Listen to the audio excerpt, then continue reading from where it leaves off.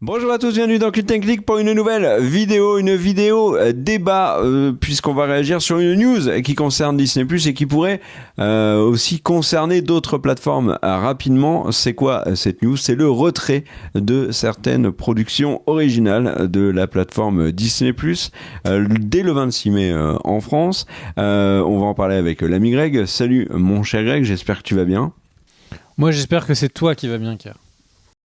Eh ben moi j'espère encore plus que tu vas bien que moi je vais bien. Et donc je continue dans la news. Donc Disney Plus a annoncé donc qu'il retirait une cinquantaine donc de programmes originaux. Alors dans le lot il y a la série Big Shot par exemple sur le basket, Turner et Hooch.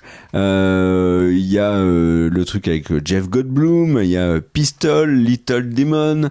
Il y a des programmes, des documentaires notamment. Il y a des films comme par exemple Artemis Fall, et il faudra un jour qu'on en parle, mais qui devait être une grosse sortie ciné et qui au final est sortie en catimini sur Disney Plus au lancement de la plateforme, et qui maintenant disparaît totalement de tout service légaux. Et la série bien évidemment qui est retirée et qui fait parler, c'est Willow, la série Willow, donc adaptée du film avec Val Kilmer, qui a eu une première saison que beaucoup ont critiqué et descendu, moi que j'ai trouvé très sympathique parce que je trouvais sa légèreté très sympa, sans être une grande série bien évidemment, mais la série Willow avait été annulée et il n'y avait pas de saison 2, et donc là la série Willow disparaît totalement. C'est-à-dire que si vous n'avez pas vu la saison 1 et que vous voulez quand même la regarder, eh ben vous ne pourrez plus. Alors les raisons avancées par Disney, c'est bien évidemment la situation financière de Disney qui est extrêmement compliquée. Je vous invite à regarder pour ça la vidéo des précédents vidéos débat où on parle de Disney Plus qui est potentiellement en danger avec une crise économique qui touche Disney de plein fouet. Et Greg en parlait largement et c'était très intéressant. Donc je vous invite à regarder cette vidéo. Toujours est-il que pourquoi retirer du contenu? Eh ben parce que chaque contenu présent sur une plateforme a un coût, et notamment des taxes, et en fait le poids fiscal de contenus qui sont sur les plateformes et qui ne sont que très peu regardés, eh ben Disney a décidé que ce poids fiscal là c'était terminé. Et par exemple du côté de Disney, c'est Deadline qui le dit, ils espèrent économiser plus de 1,5 milliard de dollars en retirant cette cinquantaine de programmes. Alors dans cette vidéo on va voir est-ce que c'est quelque chose qui pourrait arriver à d'autres plateformes, et puis est-ce qu'on trouve cela bien, est-ce que c'est un bon message envoyé par les plateformes. Il y a plein de choses à dire. Tu penses quoi de cette annonce, mon cher Greg? Est-ce que c'est quelque chose qui te surprend? Pour moi, c'est un premier pas qui est franchi, même si on peut dire, avec l'exemple de Bad Girl, que la Warner avait cut et n'a jamais sorti pour les mêmes raisons, c'est-à-dire pour éviter le poids fiscal que représentait Bad Girl, parce que le film était terminé. Bon, ben là, on a la version avec Disney+, et cette cinquantaine de programmes. Je pense que les Américains ne plaisent pas leurs taxes aux bons endroits. Est-ce que les films et séries qui sont déjà créés méritent d'être taxés au point que ce soit tellement cher que ce soit plus diffusable? Ça veut dire que c'est une taxe qui freine la culture américaine. Alors vous allez dire la culture, est-ce que c'est Willow et tout ou pas? Mais du coup, est-ce que mieux vaudrait pas taxer la bourse? Tu vois, par hasard. Bon, ça c'est juste préambule, ça va pas être le sujet de la vidéo, mais je trouve que... Et puis il y a des coûts qui doivent peut-être revenir aussi aux ayants droit, etc. Hein. Oui, c'est un ensemble. Mais c'est vrai que cette Plus. histoire de taxe, ça fait plusieurs fois qu'on l'entend dans les communications, etc. Ça paraît quand même un petit peu incroyable. Mieux vaudrait taxer des bénéfices, des revenus, plutôt que des trucs qui végètent et qui ne font pas de vue. Bon, ça c'est ma première remarque. Après, si on va directement sur le sujet, ça veut dire que là, à l'heure actuelle, si quelqu'un est fan de Willow, ou si quelqu'un n'a pas fait gaffe, se réveille dans 2 semaines et en est à la moitié de Willow, lui, il a pas arrêté de payer son abonnement. Et le truc, c'est que là, il n'a plus de moyens de regarder cette série. Il ne peut pas la regarder via un Blu-ray qu'il achèterait, puisqu'il n'y a pas de Blu-ray qui existe de Willow. Donc en fait, quelqu'un qui a payé son abonnement, qui a gobé la communication de Disney, en mode Willow, ça va être Le Seigneur des Anneaux, bon, c'était là, mais enfin Willow, c'est... Et le truc, c'est que moi, j'ai fini la saison 1 de Willow, c'est pas fou, mais c'est pas nul non plus, quoi. Et derrière, c'est un vrai problème, parce que ça veut dire que quoi ? Ça veut dire que la culture, encore une fois, Willow n'est peut-être pas le meilleur exemple de bien culturel, mais c'est un bien culturel. Ça veut dire que si on veut préserver... c'est un documentaire, je crois, à Goldblum. Le truc de Jeff Goldblum. Donc si on... C'est ça, il n'y a qu'une des 2 saisons qui est retirée. Et le truc, c'est que ça veut dire que si on veut garder ces biens culturels, en fait, il faut que quelqu'un... j'ai l'impression qu'on n'a même pas le droit légal de faire une copie de ces contenus pendant qu'on est abonné. C'est-à-dire que si vous...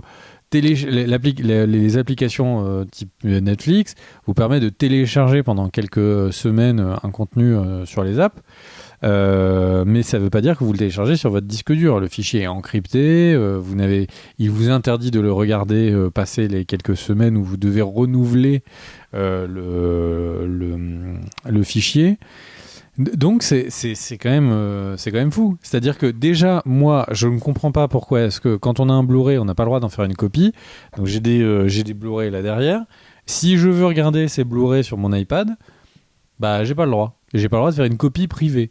Pourquoi ? Parce qu'ils ont mis sur la loi de la copie privée un astérix qui dit que on n'a pas le droit de regarder, de télécharger ou de casser un encryptage. Et comme le Blu-ray est encrypté, on n'a pas le droit de le télécharger.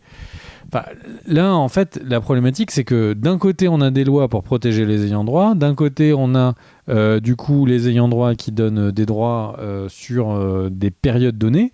Il y a des contenus Netflix qui apparaissent, disparaissent régulièrement. Sur Disney, c'est pareil. Le truc, c'est que là, on est face à une disparition. On a brûlé des livres. Il y a quelqu'un qui est allé dans la bibliothèque et qui a dit... Là, ces 4 auteurs-là, je ne les veux plus, vous brûlez ces livres et vous ne pourrez plus jamais les lire. Il y a un truc qui est un peu choquant quoi, sur le principe. Donc, ok, on parle de Willow. Je pense que personne va faire une dépression parce qu'il n'a pas vu la fin de Willow. Si vous ne l'avez pas vu, on est ok de vous l'expliquer dans les commentaires. Il y a une grande chaîne de communauté qui peut se mettre en place... Mais dans les faits, moi je trouve ça complètement dingue. Et le truc, c'est que c'est pas fait pour s'arrêter. C'est-à-dire que là, tout le monde se foutait de la gueule de Warner quand ils l'ont fait sur Bad Girl. Et finalité, Disney le fait. Netflix fait disparaître des contenus parce que ils n'ont. Alors c'est pas les Netflix originales qui font disparaître, c'est les films dont ils auront des droits que pendant un certain temps. Les plateformes qui possèdent et qui sont les créatrices de certaines séries, comme par exemple les Friends, ne vont plus avoir les Friends pendant un certain temps parce qu'ils louent ces droits à une autre plateforme. Enfin, là, on est dans un bordel, mais je suis moins choqué avec le fait de ne pas avoir accès. Il y a des films qui disparaissent complètement du marché. C'est-à-dire que je prenais à Caire un mauvais exemple. Je dis, mais regarde, c'est comme Coup de foudre à Notting Hill. On m'a demandé si j'avais le Blu-ray de Coup de foudre à Notting Hill. Le truc, c'est que je n'ai pas. Je vais regarder sur est-ce que c'est sur une des plateformes de streaming. Ce n'est sur aucune. Il faut le télécharger. Il faut pas le télécharger. Il faut le louer à Apple TV Plus à 3 balles pour la soirée. Si vous l'achetez, par exemple, si sur YouTube, là vous achetez un film, ce film, ses droits d'achat, vous pouvez les perdre. Si YouTube, dans sa rotation de location des droits, eux, ils vous disent que vous les achetez, c'est faux. Vous les louez jusqu'à ce que eux ne les louent plus. En fait, là, il y a un bordel à la fois de communication et juridique sur est-ce que clairement, quand on a un Blu-ray, j'ai un Blu-ray derrière moi, je possède ce Blu-ray. Le truc qui n'était pas clair avant et qui l'est maintenant, c'est que ce Blu-ray, j'ai le droit de le regarder sur un lecteur de Blu-ray et c'est tout. C'est très restrictif, trop restrictif de mon avis, mais le truc, il est clair. Si vous achetez un film sur une plateforme, Apple TV, Google TV, enfin n'importe, ce film, en fait, vous ne l'achetez pas. Vous le louez tant que la plateforme loue elle-même ses droits. si vous regardez une série originale d'une des plateformes, en fait, ce qu'on voit, c'est que peut-être que vous l'avez, peut-être que vous l'avez pas. Je trouve que c'est quelque chose qui est dommage, parce que quand on aime bien une licence, moi j'aime énormément les films Star Wars. Ça me plaît de les avoir. Enfin, je pense que je suis pas dingue quand je dis que quand il y a un film que j'aime beaucoup, un film que j'ai passé beaucoup de temps à revoir, j'aime bien l'avoir. J'aime bien voir la collection, c'est un peu au-dessus, du Seigneur des Anneaux en version longue, et d'avoir une belle collection, etc. Là, j'ai l'impression qu'ils sont partis dans un truc où il y a les gros trucs premium qui auront droit à des éditions collector où vous pouvez l'acheter, mais en gros, comme il y a de moins en moins de personnes qui ont des lecteurs de Blu-ray, vous ne pourrez même pas les lire. Et à côté de ça, vous ne pouvez pas posséder les trucs. Mais ça va contre l'identité humaine. Je vais prendre un exemple qui est... je fais un grand écart à des millions de kilomètres.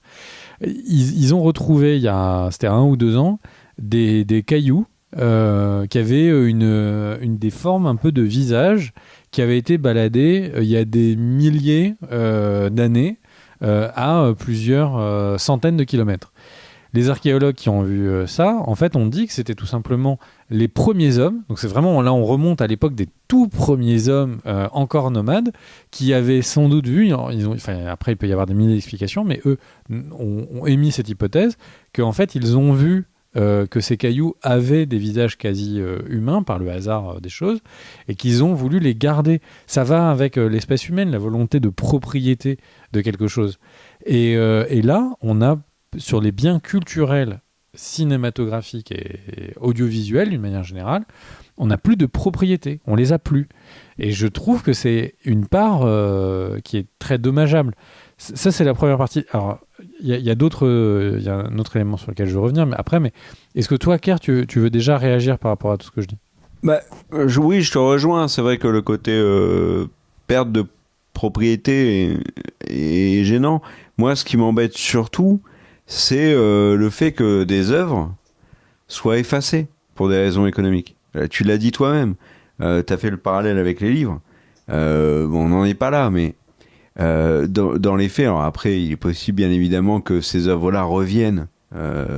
C'est pas à exclure, même si ça n'a pas été annoncé, mais là, moi, je trouve ça dingue que on a passé une nouvelle étape. On est passé de l'étape de je produis une série, je l'arrête, donc je prive le téléspectateur de la fin de ce qu'il a regardé. Et pour certaines séries Netflix, par exemple, c'est littéralement une perte de temps. Parce que, et ça a été le cas pour plein de séries avant, hein, je dis Netflix, mais avant c'était comme ça aussi. On regardait une série, on n'avait pas la fin, au final on avait vraiment perdu son temps parce qu'on avait une histoire. Vous lisez un bouquin, à la moitié du bouquin c'est terminé, vous savez pas ce qui arrive. Là on est passé une étape au-dessus. C'est-à-dire que non seulement t'as pas la fin, et c'est le cas de Willow, t'as pas la fin, mais même ce qui a déjà existé, tu l'as plus. Et je trouve ça inquiétant. Moi, je trouve ça inquiétant, mon cher Greg, et j'ouvre le débat, parce que j'ai peur que d'autres plateformes qui ont besoin de faire des économies, et je pense en premier lieu à Netflix, fassent de même, et tranchent énormément dans le catalogue, parce qu'il y a énormément de choses sur le catalogue Netflix. En Netflix, là, on en parle, parce qu'ils mettent un terme au partage de comptes, ok, mais... Ils ont quand même annoncé récemment qu'ils devaient faire 300 millions de dollars d'économies. Ils n'ont pas précisé comment.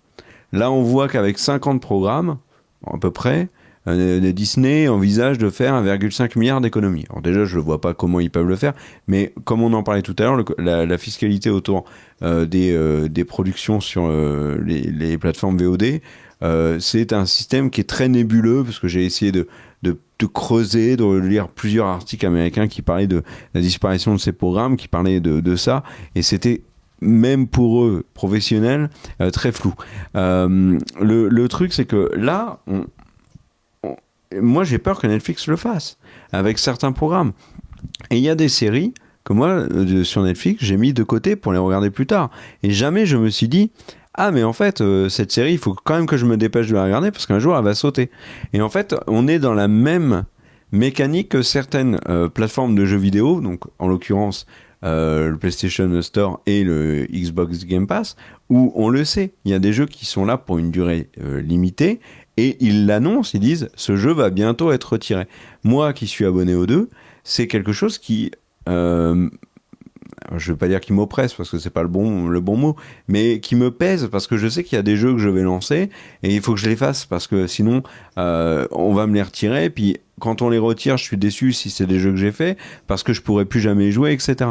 Là on est dans la même démarche et ça m'embête vraiment parce que je pense que ça affaiblit énormément les plateformes, 2, ça donne une très mauvaise image des plateformes et actuellement elles sont toutes fragilisées. On sait tous que certaines vont sauter. Disney Plus on en parlait dans la vidéo que j'ai conseillée tout à l'heure, mais Disney Plus est vraiment en danger. Il y a d'autres plateformes qui n'ont aucune raison de perdurer. OCS malheureusement a un avenir qui s'annonce pas radieux. Ça va être un sous-service de Canal+ qui l'a racheté. Paramount+, je vois pas pourquoi ça marcherait, même si dans la vidéo news tu précises qu'il y a une fusion avec Showtime qui va augmenter l'offre de Paramount+, mais moi ça m'embête cette idée de on cut une partie d'œuvre. Non, ça c'est quelque chose que je n'envisageais pas sur les plateformes et qui va me refroidir un peu plus, et bien évidemment qui va avoir d'autres conséquences. Et qu'est-ce que c'est que cette autre conséquence? C'est malheureusement que certains vont voir dans ces pratiques que vous pouvez ajouter à la multiplication du nombre de plateformes, au fait qu'on peut plus partager de comptes, que, comme Greg en parlait dans les news, il n'y a pas encore de bundle, alors que, par exemple, du côté de Warner, on trouve que l'idée est très bonne. Ce qui est terrible, c'est que certains, du coup, vont se retourner vers le téléchargement illégal, ce qu'on vous invite absolument pas à faire. Et ça, c'est terrible parce que ça va tuer des films, ça va tuer des séries, et ça va même tuer. Enfin, c'est pas bon du tout, et je pense que l'industrie là prend pas une direction qui est la bonne. Ils partent du principe que on est ok. Alors en fait, là, je me demande si l'industrie c'est pas en train de se dire tous ceux qui ont les plateformes, on a la meilleure plateforme, il faut juste que les gens prennent notre plateforme et oublient les autres. Mais nous, on veut un maximum de contenu. Moi, la musique, je veux écouter toute ma musique. C'est pour ça que j'ai Spotify. Je veux pas avoir 50 abonnements à 50 plateformes, dont certaines qui sont obscures. Je cut certaines. Et tant pis, je me prive de certains contenus. Et je pense que c'est pareil pour toi, mon cher Greg. C'est pareil pour beaucoup de gens. Et surtout que dans un contexte économique, avec l'inflation, avec le fait que il y a bien évidemment beaucoup de gens qui n'ont pas les moyens de se payer autant de plateformes. Dans ce contexte-là, je trouve que c'est vraiment vraiment risqué de la part de la part de Disney+, de faire ce genre de choses. Et là, je dis Disney+, mais j'ai vraiment vraiment peur que il y ait d'autres plateformes qui le fassent et que certains se disent bah voilà, tu m'as retiré Willow, bah moi je vais le télécharger Willow, tant pis pour toi. Et alors pas moi hein, mais que certaines personnes le fassent, et ça serait vraiment dommage, et c'est vraiment un élément que j'ai du mal à saisir. Je pense que si on avait une meilleure visibilité et que les plateformes expliquaient réellement comment fonctionnent les coûts engendrés par la présence de ces séries sur leur plateforme, peut-être on comprendrait un peu mieux les choses et on serait peut-être un peu plus ouvert d'esprit. Mais là, pour l'instant, c'est pas folichon. Et surtout que, mon cher Greg, ça se fait sur Disney+, qui est déjà une des plateformes qui, à mon sens, a le moins de contenu. Et là où c'est terrible aussi, et remettons quand même, c'est des productions originales qui sont en train de faire sauter.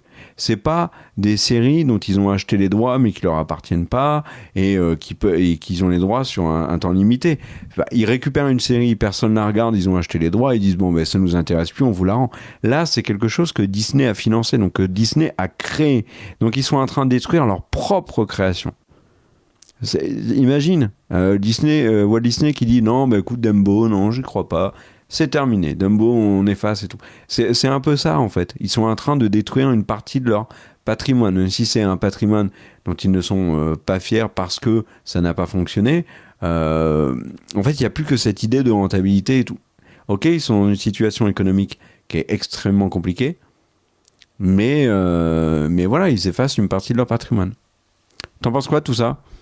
Et notamment du risque d'un retour du téléchargement illégal ? Écoute, Kerr, moi je suis d'accord avec toi, tu le sais bien, c'est sûr que si on prend l'exemple de Spotify, Spotify est arrivé dans un moment où le monde de la musique allait très mal, en disant les gens sont en train de télécharger sur Napster, Emule et les autres sites de trucs, enfin les autres logiciels de téléchargement illégaux. Il faut tout de suite maintenant qu'il y ait une offre légale qui soit supérieure à l'offre pirate. Et ils ont gagné des parts de marché de ouf. D'autres plateformes sont arrivées après, Apple de musique, Deezer, etc. Et au final, le monde de la musique a définitivement changé. Là, la problématique qu'il y a, c'est que, et à l'heure actuelle, si vous n'avez pas 50 balles d'abonnement par mois, vous n'aurez pas tout. Et ils viennent de mettre un truc en plus, parce que, alors si on fait un petit calcul, il y a 20 € à mettre sur Netflix, il y a 9 €, donc ça fait 30 € sur Disney+. Il y a de nouveau, je vais faire rond pour tout le monde. Je sais qu'il y en a certains qui ont des abonnements à 8 balles et tout, mais en gros, il faut aller à 40 pour avoir Prime. Alors même si on peut débattre que Prime, les gens l'ont pour les trucs. On rajoute pour avoir Paramount+, on rajoute si vous voulez HBO, et on rajoute si on a Apple TV. Donc en gros, on arrive plus ou moins à 50 balles. Si vous voulez un petit peu tout ça, il y a des offres bundle qui existent, mais globalement, on va dire c'est 40-50 balles. Donc ça veut dire que ça vous coûte 600 € par an pour avoir accès à tous ces contenus. Et par rapport à ces 600 € par an, moi, j'achetais pas pour 600 € de Blu-ray avant que toutes les plateformes de streaming arrivaient. Donc là, ils nous mettent une pression financière qui est quand même énorme pour avoir accès à tout ça. On n'est pas obligé de regarder tout ça. Le truc, c'est que derrière, une fois qu'on a dit ça, y a maintenant cette nouveauté que on peut payer ces 600 balles par an et la série que vous regardez, elle peut vous être retirée alors qu'on n'est même pas en train de dire que la série, elle disparaît à la fin de saison parce qu'ils annulent la saison suivante. Là, la série, elle disparaît. Il y a Daniel à la réalisation qui citait la série Powerless, dont le dernier épisode n'avait pas été diffusé et la série était introuvable. Et du coup, les fans de Powerless n'avaient jamais pu voir la suite. Là, on se retrouve avec la même chose, mais industrialisée. C'est pas une série, c'est des dizaines de séries. Et c'est pas des accidents industriels comme l'était, par exemple, le moment où il y a eu la grève des scénaristes. Il y avait des commentaires assez intéressants. Il y avait des gens qui avaient cité, sur notre vidéo où je parlais de la grève des scénaristes, ils avaient cité plusieurs séries qui avaient disparu pendant la grève des scénaristes, au plein milieu, et vous n'avez jamais eu la suite. Là, c'est pire. C'est-à-dire que la saison, elle existe, mais elle ne vous sera plus diffusée. Et le seul moyen que vous avez de la regarder, c'est le téléchargement illégal. C'est pas une solution qui est pérenne. C'est pas une solution qu'ils peuvent proposer à leurs consommateurs. Et je pense que globalement, ça amène à un autre sujet qui est le retour du physique. En fait, on est dans un monde qui est extrêmement étrange, où en gros, ils ont voulu nous mettre du streaming tous parce qu'ils ont eu peur de Netflix. Et là, à l'heure actuelle, il y a un truc qui est que du coup, ils ont fait un peu le deuil de se dire tous ces Blu-ray qu'on vendait, ces éditions collector, c'est foutu. Tout le monde va regarder en streaming. La problématique que ça pose, c'est que un Blu-ray, c'était 20 balles. Donc c'était un mois, plus qu'un mois d'abonnement qu'on achète en un produit physique. Alors, c'est pas 20 € qui rentrent dans leur poche. Il y a la distribution, il y a la création du produit physique, etc., etc. Mais le truc, c'est que c'était potentiellement plus d'argent pour eux que ces streaming. Mais ils disent non, mais c'est pas grave. Parce que là, tous les mois où vous n'aurez pas acheté des Blu-ray, en fait, vous allez avoir des trucs. Sauf qu'en fait, là, ce que je vois, c'est qu'il y a de plus en plus de chaînes YouTube américaines, high-tech, etc., qui expliquent comment, rapidement, ripper l'intégralité de ces Blu-ray pour les mettre sur un système de media center à soi et faire son Netflix en rachetant ses films pour être sûr qu'ils disparaissent pas. C'est complètement timbré. On paye des abonnements et en plus il faudrait se faire chier à aller ripper ses films pour le faire, ce qui, je le rappelle, est interdit en France. Donc il y a un bordel et ça ne peut pas, c'est pas un système qui peut durer et j'ai l'impression que là on est en fait dans un basculement. Cette offre légale, elle est moins intéressante, elle est moins facile que l'offre, elle est moins facile. Elle commence à présenter des désavantages par rapport aux offres illégales. C'est un vrai problème. Et donc, il faut qu'ils réagissent. Et là où ça m'amène, c'est que est-ce qu'ils se sont pas rendus compte que en fait, ils avaient deux problèmes. Le premier, c'est que peut-être que tout le monde avait dit Netflix, ils vont trembler, Disney+, va arriver... Netflix n'a pas le MCU, Star Wars et les films Disney, ils vont se faire bouffer. Est-ce que Netflix, en fait, n'est pas trop gros, n'est pas arrivé à la masse critique où, en fait, c'est devenu le truc de cœur des gens et qu'à l'heure actuelle, ils préfèrent avoir Netflix que Disney+. Les chiffres ont l'air de montrer que c'est le cas. Et à côté de ça, donc, en fait, ils ne pourront pas être le méga leader du streaming qu'ils rêvaient d'être. Et à côté de ça, ils se rendent compte qu'effectivement, ils gagnent moins d'argent potentiellement qu'à l'époque où ils vendaient juste des Blu-ray. Et donc... ils sont en train, petit à petit, de se rassembler pour qu'il y ait des offres globales, qu'il y ait tout le monde, où ils ne sont pas obligés de payer des data centers partout pour que les espaces de stockage soient disponibles partout. Et pour finir, il y a derrière les gouvernements et les volontés écologiques que j'essaie de pousser, où en fait on a des messages qui sont des experts qui disent que mieux vaut, en fait quand vous regardez un film sur Netflix, mieux vaut que vous le téléchargiez sur l'application Netflix, que vous le regardiez en local, plutôt que de le regarder en streaming. Parce que quand vous le regardez en streaming, il y a une consommation d'énergie et de bande passante qui est supérieure. Et du coup, en ayant cette consommation d'énergie et de bande passante qui est supérieure, c'est beaucoup plus polluant. Donc, en fait, c'est beaucoup d'éléments qui poussent à vraiment changer ce système de ces plateformes de streaming et qu'elles se remettent en question très rapidement. Et je pense que l'argent va les faire se poser des questions très rapidement. Qu'est-ce que tu en penses, Ker ? Non, mais c'est très intéressant. Alors, pour revenir plutôt sur le côté physique, est-ce qu'on peut imaginer un retour de la version physique ? Alors, je ne sais pas, parce qu'on est encore dans un marché du physique qui est très étrange. Par exemple, si vous avez des Blu-ray ou des DVD, je pense que vous en êtes conscient, et surtout les Blu-ray, le prix est très élevé. Par contre, il y a un truc qui, moi, me sidère toujours avec les Blu-ray, et un peu moins avec les DVD, mais surtout les Blu-ray, c'est que le prix à la revente, mais il est incroyablement bas. C'est-à-dire, vous avez un Blu-ray qui dans le commerce va être à 30 euros, 20-30 euros, vous allez le retrouver en occasion à 2 euros, quoi. C'est exactement le sujet en ce moment sur beaucoup de chaînes américaines. Ils disent achetez vos Blu-ray en paquet d'occasion. Pour vos 300 balles, vous allez avoir l'intégralité des films que vous avez rêvé d'avoir chez vous et récupérez-les pour les avoir du coup en streaming local.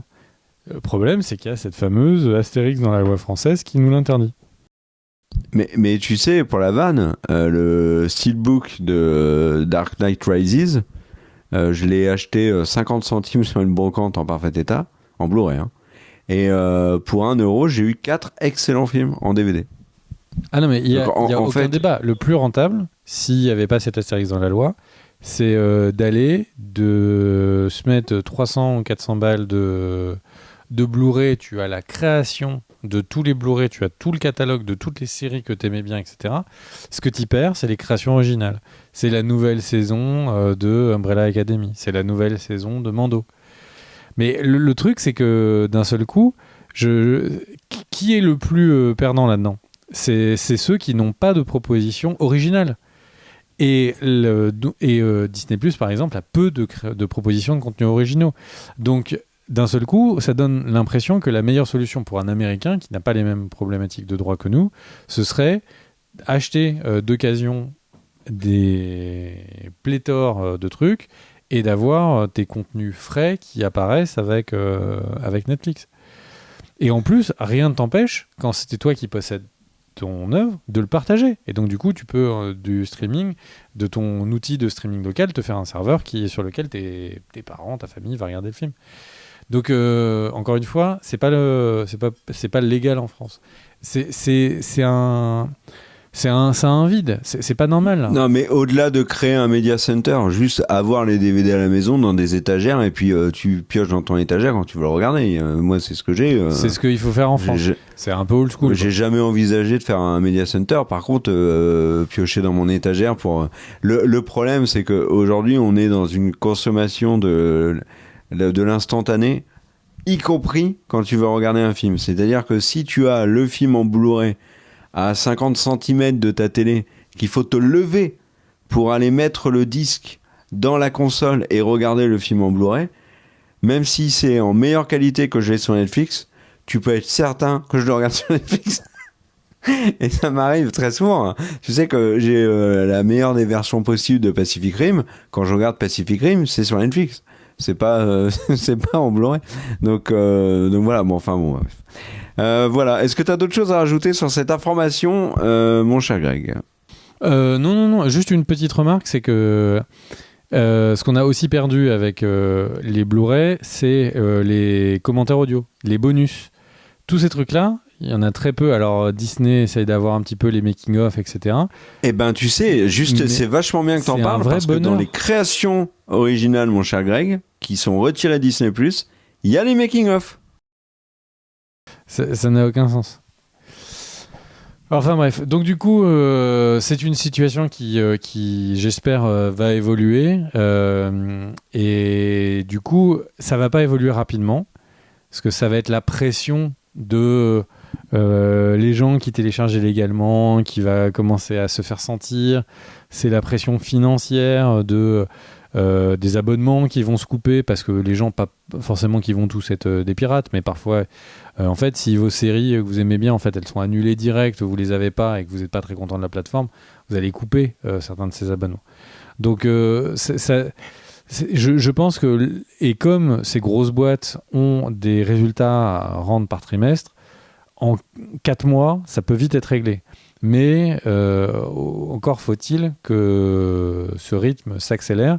Et on est à un moment de l'année où j'ai peur que ça ne soit pas le cas, parce que comme on est, au moment où on enregistre la vidéo, on est en mai, on arrive très vite sur le trimestre des vacances, et du coup, c'est, à mon avis, pas sur ça qu'ils vont tirer des conclusions, mais sur le Noël de cette année, puisque c'est là où il y a la majorité des ventes entre le Black Friday et du coup Noël. Donc ça veut dire potentiellement des grosses annonces en janvier, février 2024, quoi. On verra. En tout cas, des grosses fusions. Mais comme on le couvrait dans les news, il y a des grosses fusions de plateformes qui devraient arriver très rapidement. Ben voilà, merci à tous d'avoir regardé la vidéo. N'hésitez pas à vous abonner à la chaîne, à regarder les autres vidéos. On va bien sûr revenir sur d'autres sujets, débats sur les plateformes notamment. Donc n'hésitez pas à réagir, à nous encourager à le faire. Si ça vous plaît, merci aux tipeurs pour votre soutien. Merci à Daniel à la réalisation. Et on se retrouve très vite. Ciao.